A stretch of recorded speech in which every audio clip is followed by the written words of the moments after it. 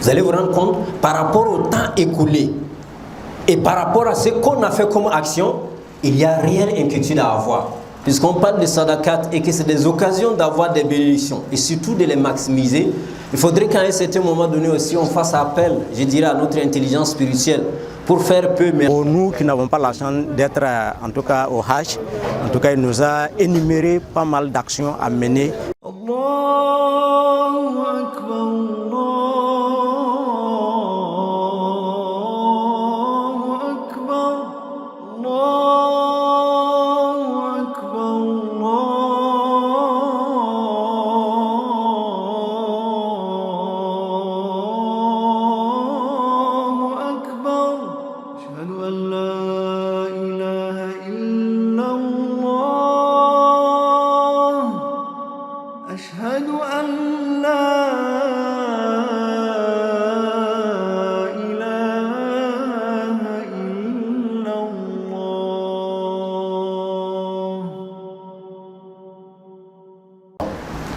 والصلاة والسلام على أشرف الأنبياء سيدنا محمد وعلى آله وأصحابه ومن تبعهم بإحسان إلى يوم الدين وبعد يا أيها الذين آمنوا اتقوا الله حق تقاته ولا تموتن إلا وأنتم مسلمون وبعد que la paix d'Allah se déverse en abondance sur le prophète Mohammed sallallahu alayhi wa sallam, sa sainte famille, ses valeureux compagnons et sur vous et moi, et c'est tous ceux qui vont les prendre comme exemple jusqu'au jour du jugement dernier. Chers frères et sœurs en islam, nous commençons par louer Allah et lui dire toute notre gratitude par rapport aux faveurs qu'il nous a faites à nous, la Oumma islamique, et à certains frères et certaines sœurs d'entre nous, pour leur permettre donc de se rendre à la Mecque afin de pouvoir faire le Hajj, le pèlerinage, le 5e pilier de l'islam. C'est Hajj justement qui a donné son nom au mois qui aussi va appeler Zulhijja, donc le mois du pèlerinage. Au-delà du pèlerinage, le grand et le petit qu'on peut faire dans ce mois est un mois sacré à toute une symbolique spirituelle, spécialement pour ce qui concerne ces 10 premiers jours. Chers frères et sœurs en islam, quand on a posé la question à Ibn Abbas, qui est un spécialiste aussi de l'interprétation du Coran, le Seigneur Allah a dit dans le Coran Wal Fajr wa layalin ashr, il jure par l'aube naissante et aussi par les 10 nuits. On a demandé à Ibn Abbas qu'est-ce que les 10 nuits donc signifient, ça fait référence à quoi? Ibn Abbas a dit qu'il s'agit des 10 jours du mois de Zulhijja.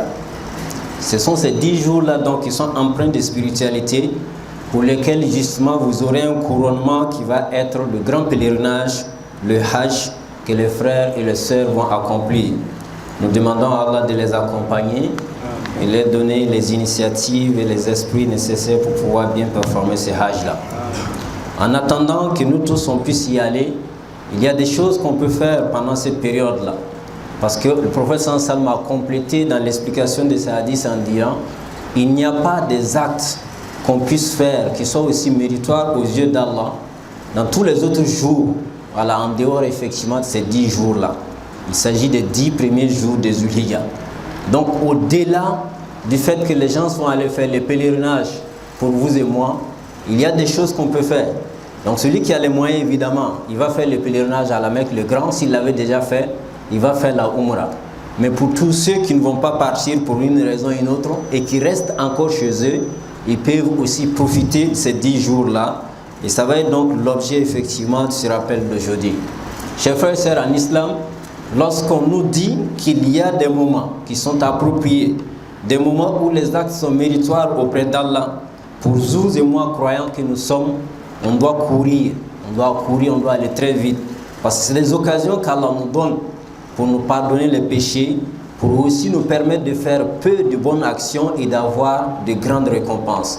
Ce qui fait qu'on doit être aux aguets de ce genre de rendez-vous, de ce genre d'occasions. On doit les avoir quelque part et qu'on note et on attend justement que ça arrive avec joie pour y aller.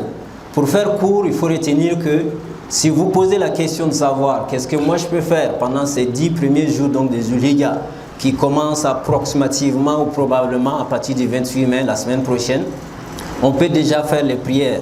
Et toutes les prières obligatoires, bien sûr, et en plus des prières obligatoires, des prières surrogatoires.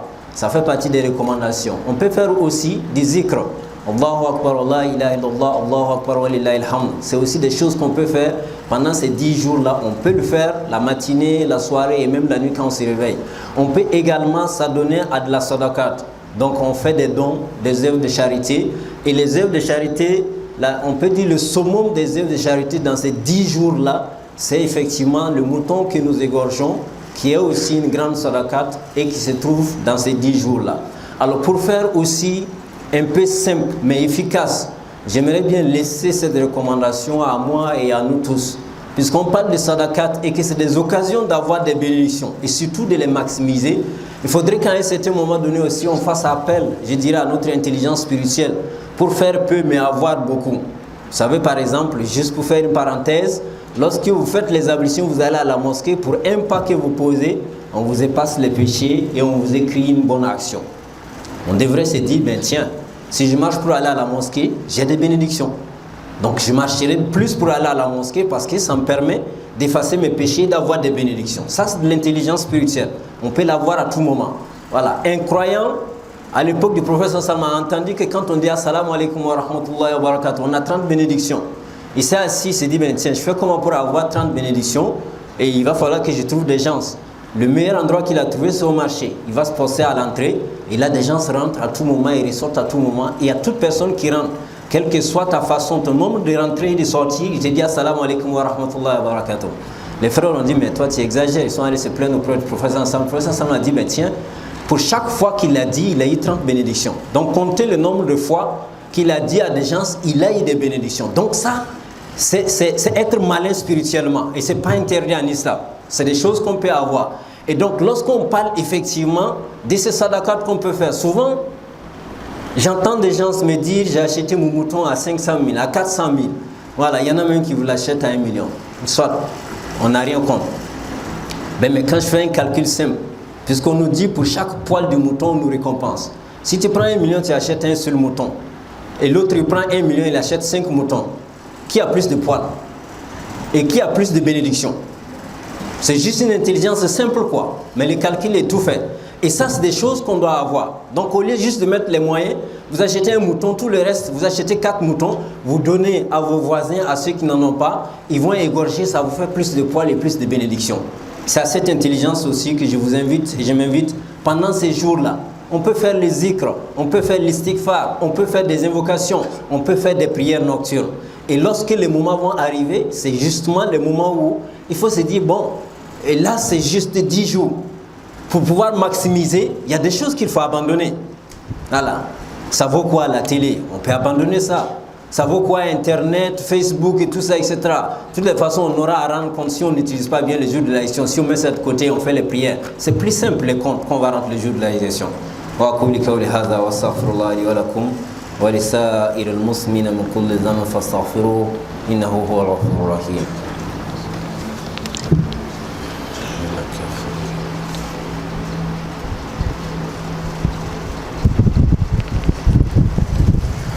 Alhamdulillah wa hada wa salatu wa salam ala man la nabiy ba'd. Chers frères et sœurs en islam, alors concrètement, ce que je vous recommande, c'est déjà aujourd'hui, lorsqu'on va rentrer, que chacun s'asseye et s'y faire un petit planning.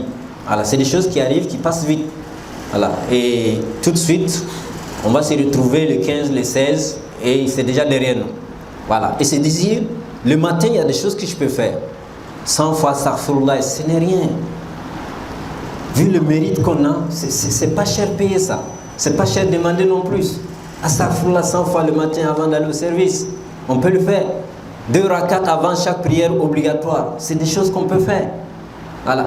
S'élever la nuit, peut juste faire 2 rakats. C'est des choses qu'on peut faire. On ne vous demande pas de rester pendant 4 heures comme on l'a fait qui ont là. Non, c'est juste quoi, 5 minutes, 10 minutes. C'est des choses qu'on peut faire puisqu'on a pu faire 4 heures debout pendant le mois de Ramadan. On peut faire 5 minutes chez soi. C'est des choses toutes simples, concrètes, mais très efficaces. Mais je profite de cette occasion pour attirer notre attention à nous tous. Il y a quelque chose de très important quand vous regardez. Dieu est majestueux. Il aime vraiment, il est miséricordieux, Ar-Rahman Ar-Rahim. Et ça, vous allez vous rendre compte à travers ces signes temporels qu'il va nous laisser. Regardez, encore hier, on était dans le mois de Ramadan. On a eu les péchés pardonnés, des bonnes actions qu'on a faites. Alhamdulillah, Inch'Allah, en demandant à Allah d'en faire grande récompense pour nous tous. Ramadan est passé, Shawwal est arrivé. On nous dit si vous faites 6 jours dans Shawwal, on vous récompense que vous avez jeûné dans l'année. On a jeûné 6 jours, donc on a eu les récompenses de l'année. Et un mois après, il y a Zulhijjah qui pointe. Et pendant ces 10 premiers jours, il y a encore une occasion qu'on nous donne pour nous expier les péchés, nous écrire des bonnes actions. Muharram va arriver, il a aussi son lot justement des jours bénis. Et à chaque mois, il y a ça. Je ne sais pas souvent si on réfléchit ça vous dit rien là. C'est-à-dire qu'il y a là, pour qu'on puisse comprendre, je vais vous expliquer très simplement. Le Seigneur Allah dit, Wal asr, il jure par le temps. Innal insana la fi khusr. Par le temps, l'homme court à sa perdition. Donc 5 ans, 10 ans, 15 ans, nous tous, on peut regarder derrière nous. Hein. C'est comme si c'est encore hier, on jouait là. Juste tout petit, môme et tout ça. Là aujourd'hui, les cheveux commencent à blanchir. Et on se rend compte que c'est passé vite. Mais on pose la question, on a fait quoi hier? Vous allez vous rendre compte, par rapport au temps écoulé, et par rapport à ce qu'on a fait comme action, il n'y a réelle inquiétude à avoir. On a vécu 50 ans et dans les 50, si on fait le total, peut-être qu'on a fait 10 années d'adoration. Les 40 ans, on fait quoi avec? Innal insana la fi khusr. Illa allazina amanu wa amilu salihat. Sauf ceux qui ont cru et qui ont fait de bonnes actions. Et ceux qui ont cru, à ces gens-là, le Seigneur Allah va poser des bornes dans le temps. Il va poser des phares, il va poser des stations. C'est Muharram, c'est Ramadan, c'est Sha'aban, c'est les lundis et les jeudis. Comme le prophète sallallahu alayhi wa sallam a dit, il faut gêner ces moments-là parce que les actions passent devant Allah les lundis et les jeudis. C'est aussi le jour de vendredi, c'est les matins, les 5 prières. Donc il y a des temps qu'Allah a dédiés effectivement pour nous permettre de nous soustraire de ce temps qui nous happe, qui souvent nous avale, et surtout pour nous permettre de revenir, s'arrêter, demander pardon pour qu'il nous pardonne, pour nous permettre de revenir, pour faire des bonnes actions pour qu'effectivement on puisse avoir sa proximité. Et ces bornes-là sont là pour ça. Et nous musulmans, on ne peut pas se permettre de le louper. C'est comme quelqu'un qui voyage. Vous guettez la prochaine station pour vous arrêter, pour prendre du carburant, pour vous ressourcer, prendre un peu de l'eau fraîche pour boire, reconquérir les forces et puis repartir. Alors ces temps sont là, symboles effectivement des stations temporelles où on doit s'arrêter, prendre les forces spirituelles, demander pardon à Allah, repartir sur de bons rails et surtout, le plus important, ne pas oublier la destination. C'est ça qui est le plus important. Quand Ramadan arrive, il nous rappelle encore, ah tiens, on a des comptes à rendre. Il faut s'en souvenir. Quand Sha'aban vient, il nous rappelle. Quand Shawwal vient, il nous rappelle. Quand Zulhijjah va venir également, il y a ces 10 jours pour nous rappeler, pour qu'on ne perde pas justement le nord et qu'on garde effectivement la direction. Que Dieu nous assiste, qu'il nous aide donc à pouvoir insister, à avancer dans ce sens-là. Et cela passe par des pratiques très simples. Il faut qu'on veille sur ce calendrier musulman. Dans les calendriers grégoriens, oui, pour nos affaires, et ça on ne l'oublie pas. Pour nos voyages professionnels, on ne l'oublie pas. On l'a même dans nos téléphones. Voilà. Qu'est-ce que ça nous coûte de savoir quel est le 13e, le 14e, le 15e jour du mois lunaire, Ayam al-Bil, pour pouvoir faire les jeûnes. Ça, on doit l'avoir dans notre calendrier. Les lundis et les jeudis, on doit l'avoir dans notre calendrier. Jeûne, si tu ne veux pas jeûner, tant mieux. Tu peux faire des istighfars, tu peux faire de la prière nocturne. L'essentiel est que des bonnes actions ces jours-là soient les plus nombreuses parce que ça passe devant Allah. Ça, on peut l'avoir. Shawwal, on peut l'avoir. Ramadan, on peut l'avoir dans notre calendrier. Zulhijjah, on peut l'avoir dans notre calendrier. Donc ça, c'est des éléments qu'il faut mettre et pouvoir suivre. Et que ce ne soit pas à l'occasion des rappels qu'on s'en souvient. Non, nous-mêmes, on doit monitorer ces dates-là.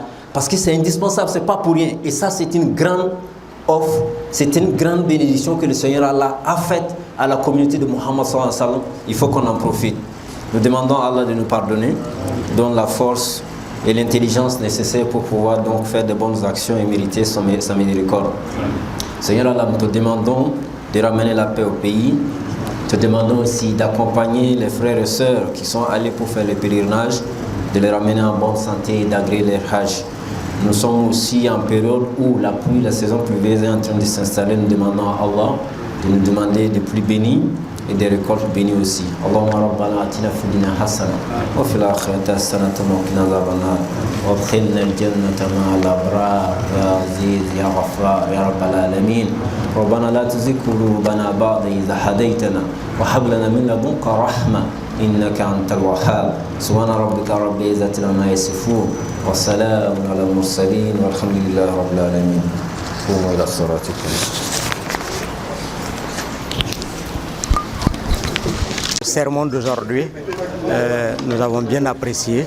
L'imam nous a parlé des 10 jours de Zulhijja qui arrivent. Donc, il nous a appelé à multiplier en tout cas les bonnes actions en termes de zikr, en termes de sadaqa. Donc en tout cas, il a exhorté les frères et sœurs à ce qu'en tout cas on s'approprie ces 10 jours-là et qu'on vraiment on mûrit spirituellement pour se rapprocher d'Allah afin de bénéficier des bonnes actions et vraiment du pardon d'Allah. La retenue, c'est que vraiment ce que l'imam a expliqué au niveau des zikrs qu'on doit faire, parce que dans le temps, nous passons le temps à des futilités. Par exemple, les portables, les WhatsApp, les consorts, sans souvenir de ce qui est important. De faire les zikrs, même dans la journée au moins 20 minutes par jour, ça suffit. Parce qu'on est là, c'est pour adorer Dieu. Donc ce n'est pas la peine de prendre le temps pour des futilités sans rien faire. Allah.